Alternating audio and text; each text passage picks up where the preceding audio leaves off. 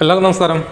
കുറേ ആളുകൾ എപ്പോഴും ചോദിക്കുന്ന കാര്യമാണ് ഏലിയൻസ് ഉണ്ടോ, ഏലിയൻസ് ഉണ്ടോ, ഏലിയൻസ് ഉണ്ടോ, നമ്മുടെ എല്ലാവരും ജീവിതത്തിലുണ്ടോ, അല്ലെങ്കിൽ നമ്മുടെ ബോഡിയിലുള്ളിൽ ജീവിക്കുന്നുണ്ടോ, അല്ലെങ്കിൽ നമുക്ക് കാണാൻ പറ്റാത്ത രീതിയിലുണ്ടോ എന്നൊക്കെ ചോദിക്കുന്നുണ്ട്. തീർച്ചയായിട്ടും ഏലിയൻസ് എന്നൊരു സംഭവമുണ്ട്. പക്ഷേ നിങ്ങൾ സിനിമകൾ കാണുന്ന പോലെയോ അല്ലെങ്കിൽ TV സീരിയൽ കാണുന്ന പോലെയോ അല്ല അവരുടെ രൂപം എന്ന് പറയുന്നത്. അവർ ഗന്ധർവന്മാർ എന്ന് പറയുന്ന രീതിയിലാണ്. ആകാശത്ത് ഉണ്ട്, ഭൂമിക്കടിയിലുമുണ്ട്.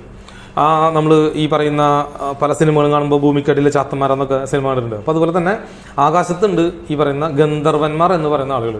അവരെയാണ് നമ്മൾ ഏലിയനായിട്ട് കാണുന്നതും ഏലിയൻ സിദ്ധാന്തമായിട്ട് കാണുന്നതും. അവർ ഓരോ സമയത്തും ഭൂമിയിലേക്ക് ഇറങ്ങി വരുന്നുണ്ട്. അവരിറങ്ങി വന്നിട്ട് എന്താ ചെയ്യുക എന്നുണ്ടെങ്കിൽ അവർ മനുഷ്യനെ പോലെ അവർക്ക് ജീവിക്കാൻ പറ്റാത്തതുകൊണ്ട് ഓരോരോ മനുഷ്യൻ്റെ ബോഡിയിൽ അവർ ആ ബ്രെയിനിൽ അറ്റാക്ക് നടത്താണ് ചെയ്യുക.